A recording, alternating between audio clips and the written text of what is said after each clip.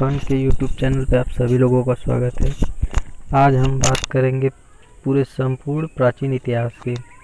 इसके बाद एक भी क्वेश्चन ऐसा नहीं होगा जो आप लोग कहेंगे कि ये छूट गया वो छूट गया।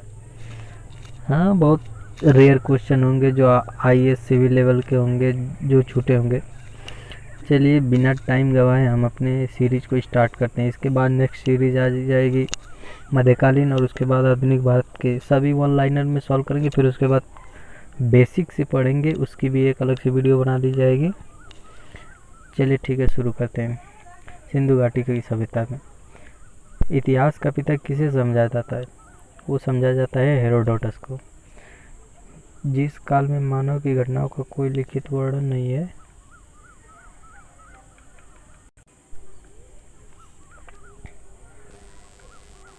जिस काल में मानव की घटनाओं का कोई लिखित वर्णन नहीं होता, उस काल को क्या समझाया जाता है? उसको प्रागैतिहासिक काल कहा जाता है। मानव जीवन की घटनाओं का लिखित वर्णन क्या कहलाता है? इतिहास कहलाता है। आग का आविष्कार किस युग में हुआ? पूरा पाषाण युग में हुआ। पूरा पाषाण युग में मानव की जीविका का मुख्य आधार क्या था? शिकार करना था। पहिए का आविष्कार किस युग में हुआ? नवपाषाण युग में हुआ। हड़प्पा सभ्यता का प्रचलित नाम कौन सा है? सिंधु घाटी की सभ्यता है। नेक्स्ट, सिंधु की सभ्यता का काल क्या माना जाता है?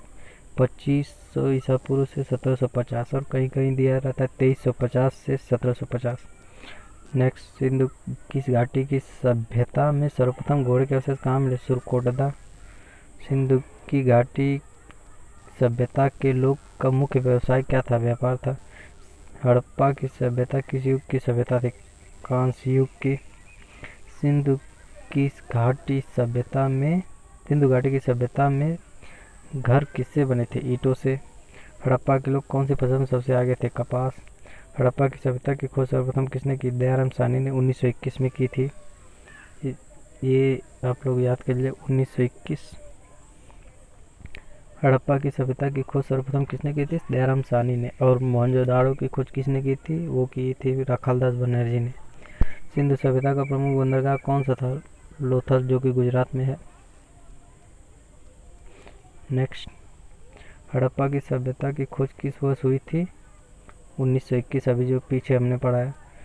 सिंधु की घाटी की सभ्यता का स्थल कालीबंगा किस प्रदेश में? राजस्थान में है। हड़प्पा के लोगों की सामाजिक पद्धति कैसी थी? उचित समतावादी थी। नखलिस्तान सिंधु सभ्यता के किस स्थल को कहा गया है? मोहनजोदड़ो को। हड़प्पा की सभ्यता में हल से खेत जोतने का साक्ष्य कहाँ मिला है? कालीबंगा में। हमारे गांव में अभी तक हल से जोता जाता है। संदेह सभ्यता की ईंटों का अलंकरण किस स्थान से प्राप्त हुआ है? कालीबंगा से प्राप्त हुआ है। सिंधु की सभ्यता में एक बड़ा स्नानागार कहाँ मिला है? वो भी मिला है मोहनजोदड़ो में। सिंधु सभ्यता की मुद्रा पर किस देवता का चित्र अंकित था? वो था अगस्त्य, यानी पशुपति शिव की मूर्ति थी।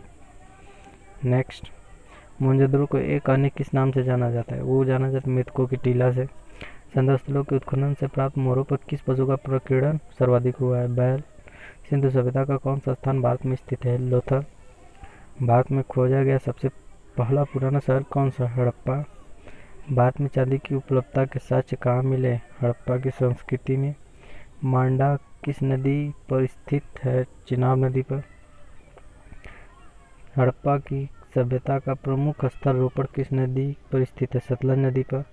हड़प्पा में एक अच्छा जल प्रबंधन का पता किस स्थान से चलता है? वो चलता है धौलावीरा से। हेलो दोस्तों, मैं आप लोगों से ऐसा कोई क्वेश्चन नहीं छुपा कर रखूँगा जो आप लोगों को आवश्यक हो और मैं नहीं दे पाऊँगा। मैं अपनी तरफ से पूरे बेस्ट करूँगा जो आप लोगों को क्वेश्चन एग्ज़ाम में मिलते हैं। और हाँ, आप लोग इस वीडियो को लाइक और शेयर और सब्सक्राइब भी कर दीजिए, क्योंकि इसके बाद मैथ्स की वो सीरीज आएंगी जो एग्ज़ाम में सबसे ज़्यादा इम्पोर्टेंट होंगी। और मैथ के मतलब बेसिक कॉन्सेप्ट को नहीं समझेंगे हम लोग कैसे स्पीड के साथ उसको विद इन सेकेंड में क्वेश्चन करेंगे उसको समझेंगे। और हर 5 क्वेश्चन की इम्पोर्टेंट सीरीज चलेगी, वो भी मात्र 5 मिनट या 10 मिनट, बहुत छोटी वीडियो होगी, उसके लिए ज़्यादा आपको समय नहीं निकालना होगा, लेकिन आप लोग कॉन्सेप्ट को बहुत ध्यान से समझिएगा कि उसमें मैथ्स को कैसे सॉल्व करते हैं, क्योंकि मैक्सिमम क्वेश्चन उसमें जो CHSL, CGL और NTPC और ग्रुप डी में जो रिसेंटली आए हुए हैं उन्हीं सब के बारे में बताया जाएगा। चलिए दोस्तों शुरू करते हैं वीडियो को। सिंधु सभ्यता के लोग मिट्टी के बर्तनों पर किस रंग का प्रयोग करते थे? लाल रंग का। सिंधु घाटी की सभ्यता किस युग में थी? आधे ऐतिहासिक युग में थी। सिंधु घाटी का सभ्यता का खोज में जिन 2 भारतीय लोगों के नाम जुड़े वो कौन? दौरान साहनी और रखलदास बनर्जी। सिंधु घाटी सभ्यता की प्रमुख फसल कौन सी थी? जौ और गेहूँ थी। हड़प्पा की समकालीन सभ्यता रंगपुर कहाँ है? सौराष्ट्र में है। हड़प्पा और मोहनजोदड़ो की खुदाई किसने करवाई? सर्जन मार्शल ने। दोस्तों आप लोगों को बता दीजिए, ये जो हड़प्पा की सभ्यता थी ये मतलब 4 तरफ से घिरी थी। इधर से बलूचिस्तान थी, उत्तर में कश्मीर का मांडा जिला था, और यहाँ पे अफ़गानिस्तान का सुतकांगेडोर था बलूचिस्तान का, और उत्तर प्रदेश में आलमगीरपुर था, और महाराष्ट्र का दैमाबाद था। नेक्स्ट, सिंधु सभ्यता के लोग सबसे अधिक किस देवता में विश्वास रखते थे? माता शक्ति में। हड़प्पा की सभ्यता में मोहरें किससे बनी थी? सेलखड़ी से। किस स्थान से नृत्य मुद्रा वाली स्त्री के काल से मूर्ति प्राप्त हुई? मोहनजोदड़ो से। मोहनजोदड़ो इस समय कहाँ स्थित है? सिंध पाकिस्तान में स्थित है। हड़प्पावासियों ने सर्वप्रथम किस धातु का प्रयोग किया? तांबे का। स्वतंत्रता के बाद भारत में हड़प्पा के युग के स्थानों की खोज सबसे अधिक किस राज्य में हुई थी? गुजरात में हुई थी। हड़प्पा के निवासी किस धातु से परिचित नहीं थे? वो लोहे से परिचित नहीं थे। हड़प्पा की सभ्यता किस युग की सभ्यता थी? वो थी ताम्र युग की। हड़प्पा का प्रमुख नगर कालीबंगन किस राज्य में स्थित है? वो है राजस्थान में स्थित है। चलिए नेक्स्ट आगे देखते हैं। हड़प्पा के निवासी किस खेल में रुचि रखते थे? शतरंज। और हम लोग आजकल किस खेल में रुचि रखते हैं? हम लोग रखते हैं क्रिकेट में रखते हैं, और वॉलीबॉल में रखते हैं, फुटबॉल में रखते हैं। हाँ, आजकल के लोग PUBG में रख रहे हैं इंटरेस्ट, क्योंकि ये वो इसको मतलब बच्चे मान चुके हैं कि इसको वर्ल्ड नंबर 1 गेम बनाना है। और हम लोगों का ज़माना था, हम लोग कंचे खेला करते थे और गिल्ली डंडा खेला करते थे। लेकिन आज के बच्चे देखिए छोटे छोटे हैं, वो PUBG मोबाइल में अभी पता नहीं, क्योंकि उनकी मोबाइल के लायक उम्र है या नहीं है, लेकिन फिर भी PUBG खेलना शुरू कर दे रहे हैं। चलिए नेक्स्ट, बिना टाइम का नेक्स्ट क्वेश्चन करते हैं। हड़प्पा के किस नगर को सिंध का बाग कहा जाता है? मोहनजोदड़ो कहा जाता है। मोहनजोदड़ो का शाब्दिक अर्थ क्या है? मृतकों का टीला। हड़प्पा के निवासी घरों और नगरों के विन्यास के लिए किस पद्धति को अपनाते थे? ग्रिड पद्धति को अपनाते थे। गुप्त काल प्राचीन भारत का इतिहास। ये अब नेक्स्ट है जो गुप्त काल है।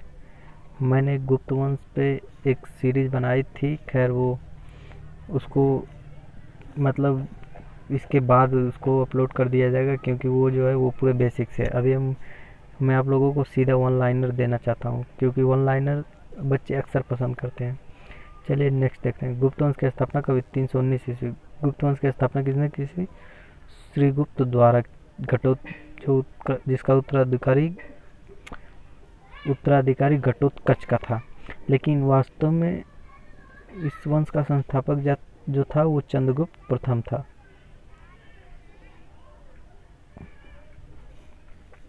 आर्यभट्ट कौन था? वो खगोल वैज्ञानिक एवं गणितज्ञ था। और हमारा पहला सैटेलाइट जो रूस से किया गया था लॉन्च, उसका नाम भी आर्यभट्ट है। आर्यभट्ट किस वंश के समकालीन थे? वो थे गुप्त वंश के। गुप्त वंश के किस शासक ने महाराजा धीरराज की उपाधि धारण की थी? ये की थी चंद्रगुप्त प्रथम ने। गुप्त राजवंश के किस शासक ने हुड़ों के आक्रमण को रोका था? स्कंदगुप्त ने। गुप्त शासकों की राज दरबारी भाषा क्या थी? संस्कृत थी। Sorry for the imbalance. चलिए नेक्स्ट देखते हैं। गुप्त राजवंश किसके लिए प्रसिद्ध था? कला एवं स्थापत्य के लिए प्रसिद्ध था। अजंता व एलोरा कलाकृतियों किस काल से संबंधित है? गुप्त काल से संबंधित है। कालिदास किसके राज दरबारी कवि थे? चंद्रगुप्त द्वितीय के। अजंता चित्रकारी किस धर्म से संबंधित है? बौद्ध धर्म से। एरड़ अभिलेख का संबंध किस शासक से है? भानुगुप्त से। चीनी यात्री फायन किसके शासनकाल में भारत आया था? चंद्रगुप्त द्वितीय के। मैं आप लोगों को अक्सर कंफ्यूज करने वाले दो क्वेश्चन बताता हूँ। एक वेन्सॉन्ग आया था, एक फायान आया था। तो जो वेन्सॉन्ग है इसका पहला शब्द हर्ष है, तो ये हर्षवर्धन के काल में आया था। और फायान जो था वो चंद्रगुप्त द्वितीय जिसका नाम विक्रमादित्य है। चलिए नेक्स्ट, भारतीय संस्कृति का स्वर्ण युग किस युग को कहा जाता है? गुप्त युग को। सेतुबंध की रचना किस वंश के शासक ने की थी? वाकाटक। किस गुप्तकालीन शासक को कविराज कहा गया? समुद्रगुप्त को। कौन सा गुप्त शासक भारतीय नेपोलियन के नाम से प्रसिद्ध था? समुद्रगुप्त। नेक्स्ट देखते हैं, स्कंदगुप्त को किस लेख से शक्रोपम कहा गया? कहोम स्तंभ लेख। गुप्त काल के सबसे लोकप्रिय देवता कौन थे? विष्णु थे। दिल्ली में स्थित लौह स्तंभ किस सदी में निर्मित हुआ था? 4वीं सदी में। फायान द्वारा लिखित ग्रंथ फोक्यूकी में किसका वर्णन मिलता है? बौद्ध धर्म के सिद्धांतों का। फायान की जो बुक थी वो थी फोक्यूकी, और जो वेन्सॉन्ग की बुक थी वो थी सी यू की। अब ये भी मत भूल जाना, क्योंकि फायान की फ से शुरू होती फोक्यूकी और वेन्सॉन्ग की शुरू होती सी यू की। अमरकोश नामक ग्रंथ की रचना किसने की और वे किस शासक से जुड़े थे? अमर सिंह ने जो रचना की थी अमरकोश की थी, और जो किसके शासक से जुड़े थे? वो चंद्रगुप्त द्वितीय जो कि विक्रमादित्य से जुड़े थे। नेक्स्ट क्वेश्चन देखते हैं, हरिशेन किसका दरबारी कवि था? समुद्रगुप्त का। अब जो हरिशेन है इसका इलाहाबाद में एक स्तंभ लेख है जिस समुद्रगुप्त से संबंधित है, जिसको मतलब अब प्रयागराज कहा जाता है। गुप्त काल की सोने की मुद्रा को क्या कहा जाता है? दिनार। कुमार संभवम महाकाव्य को किसने रचा था? कालिदास ने। नालंदा विश्वविद्यालय की स्थापना किस युग में हुई थी? गुप्त युग में, और इसकी स्थापना की थी कुमार गुप्त ने। गुप्त युग में भू राजस्व की दर क्या थी? उपज का 6वां भाग, मतलब 1/6। नगरों का क्रमिक पतन किस युग की विशेषता थी? गुप्त युग की थी। किस वंश के शासकों ने मंदिरों और ब्राह्मणों को सबसे अधिक ग्राम अनुदान में दिए? गुप्त वंश। मारौली स्थित लौह स्तंभ किसकी स्मृति है? चंद्रगुप्त द्वितीय की। कालिदास द्वारा रचित मालविकाग्निमित्रम नाटक का नायक कौन था? अग्निमित्र। समुद्रगुप्त की सैनिक उपलब्धियों का वर्णन किस अभिलेख में? प्रयाग। अभी मैंने बताया जो ऊपर था वही क्वेश्चन है। बाल विवाह की प्रथा कब आरंभ हुई? गुप्त युग में। नेक्स्ट क्वेश्चन देखते हैं, सर्वप्रथम कौन सा ग्रंथ यूरोपीय भाषा में अनुवादित हुआ? अभिज्ञान शाकुंतलम। सती प्रथा का प्रथम उल्लेख कहाँ से मिलता है? एरड़ अभिलेख से मिलता है। गुप्तकालीन सिक्कों का सबसे बड़ा ढेर कहाँ से प्राप्त हुआ? बयाना, भरतपुर। किस गुप्त शासक को नालंदा विश्वविद्यालय का संस्थापक माना जाता है? रूपक। अब ये गुप्त शासक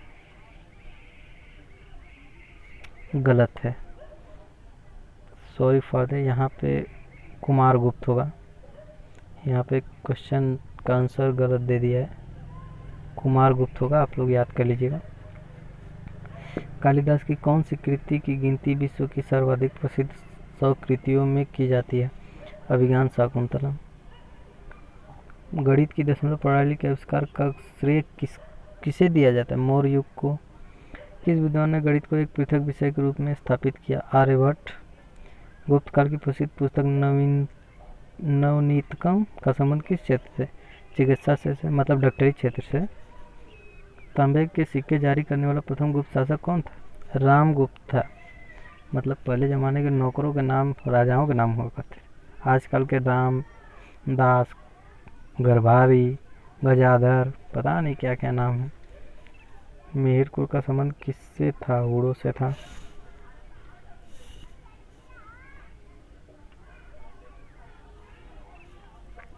कौन से गुप्त राजा ने विक्रमादित्य की उपाधि थी? ये चंद्रगुप्त द्वितीय थे। क्या करें, इन्हीं को धारण करना था। और अगर आप लोगों से एक क्वेश्चन पूछा जाए कि विक्रमादित्य की उपाधि कितने लोगों ने धारण की थी, तो वो थे पूरे 14 लोग पूरे इतिहास में थे। और सबसे लास्ट में किसने धारण की थी? ये आप लोगों को पता होगा, अकबर के साथ जिसका युद्ध हुआ था पानीपत का, वो हेमू था। और ये हेमू को ही विक्रमादित्य की सबसे लास्ट उपाधि धारण की, जिसका नाम हेमचंद्र था।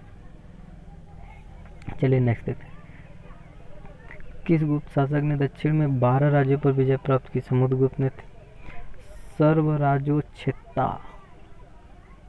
की उपाधि किसने धारण की? समुद्रगुप्त ने। चंद्रगुप्त प्रथम ने गुप्त संवत की स्थापना कब की? 319 ईस्वी में।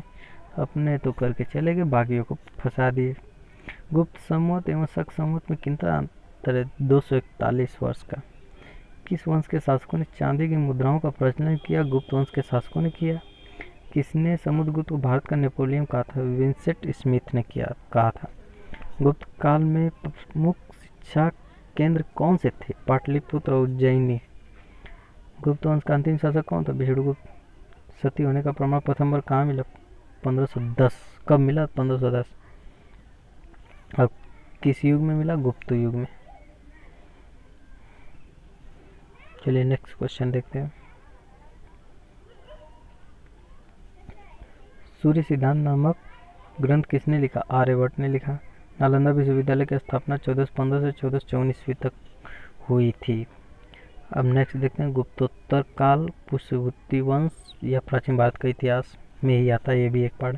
पुष्यभूति वंश की स्थापना किसने की? पुष्यभूतिवर्धन ने। पुष्यभूति वंश का सबसे प्रतापी राजा हर्षवर्धन। हर्षवर्धन का दीपक कब बैठा? 606 ईस्वी में। हर्षवर्धन का राजदरबारी कवि कौन था? बाणभट्ट था। चीनी यात्री वेनसांग किसके समकालीन था? हर्षवर्धन। हमने ऊपर बताया था अभी।